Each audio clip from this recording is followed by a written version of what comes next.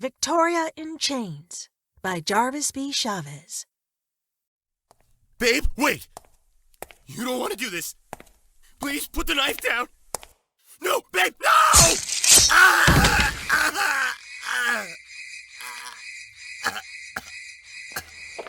Good afternoon, Kelsey. Welcome to Fuller County Jail. I'm Sergeant Peterson. You can use interview room number 7. When you're done, knock on the door and one of my guards will let you out. It's a pleasure to meet you, Ms. Kincaid. I am Victoria Millicent Roberts. You come highly recommended. I don't understand why I'm here. This is all a total misunderstanding. So, the police say I am being charged with attempted murder and aggravated battery on a police officer? Why? The police claim I flew into a murderous rage when I witnessed my ex-boyfriend Boris kissing his current girlfriend Barbara.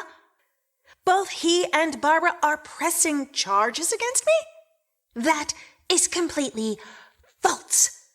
First off, he is not my ex-boyfriend.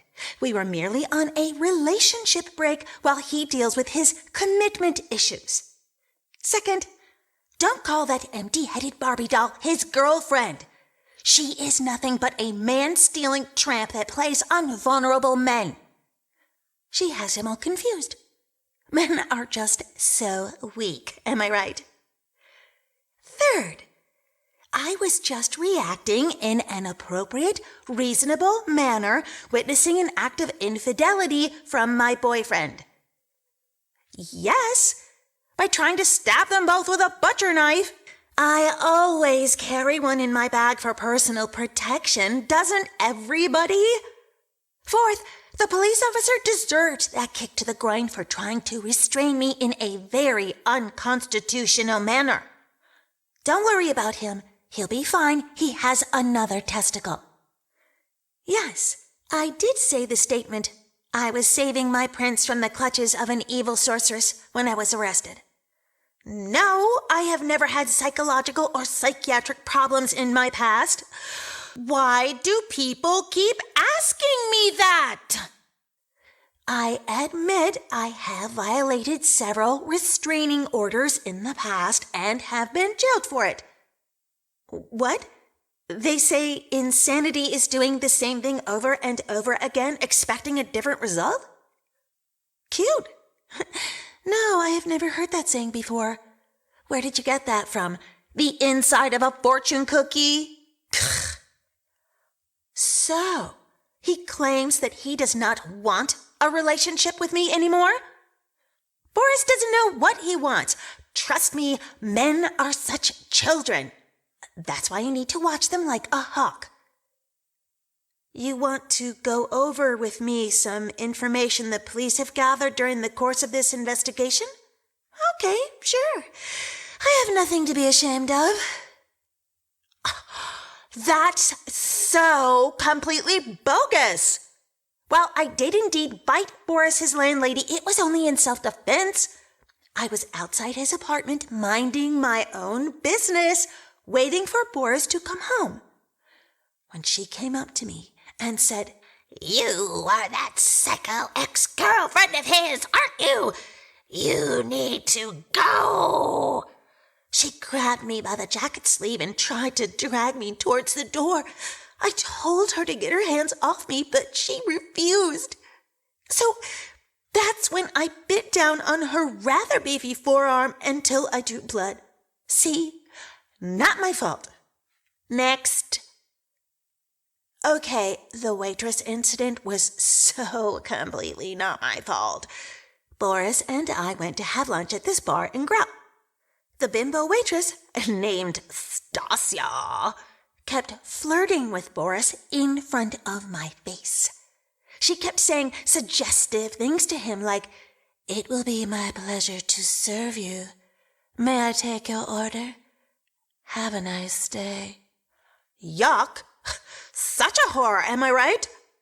So, when she wouldn't stop flirting with him, I got up from my chair when she brought the check, and I told her what I thought of her shameless whore-like behavior. She somehow took offense to this and had the nerve to call me a crazy bitch. So that's when I gave her an open-handed chop to her throat, sending her crashing to the floor, gasping for air.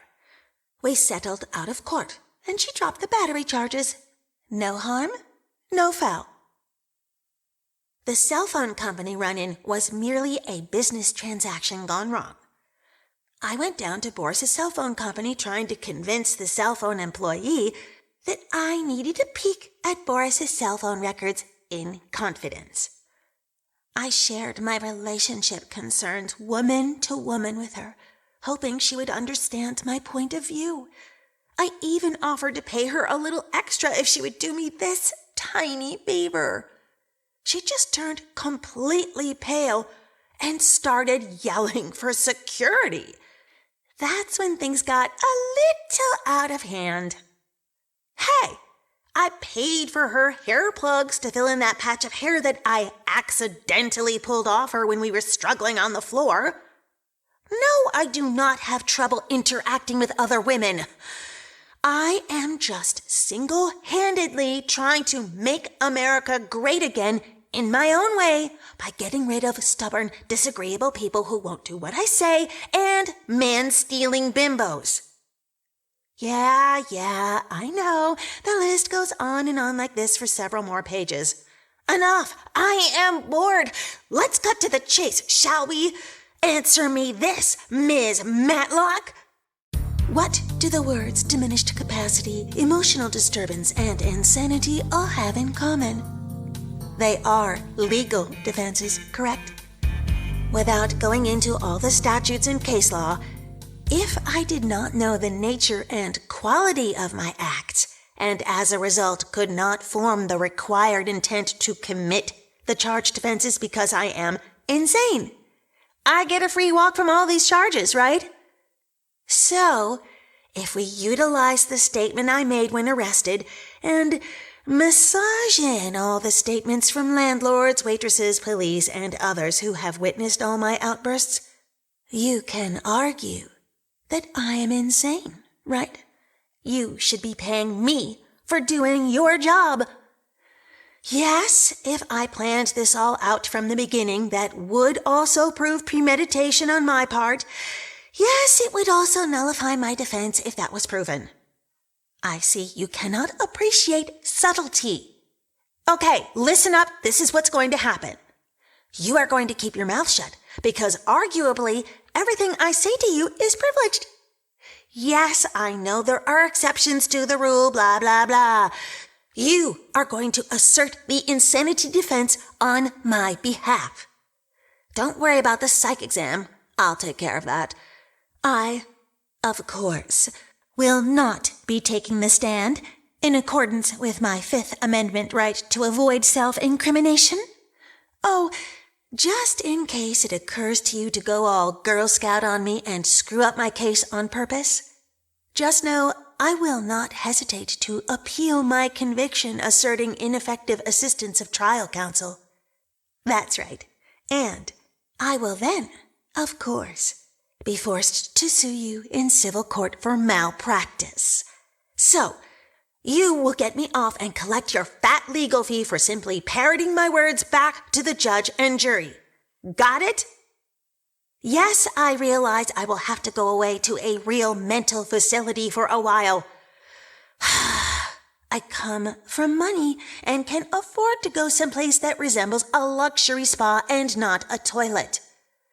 I'll spend a few months as an inpatient and then a few as an outpatient.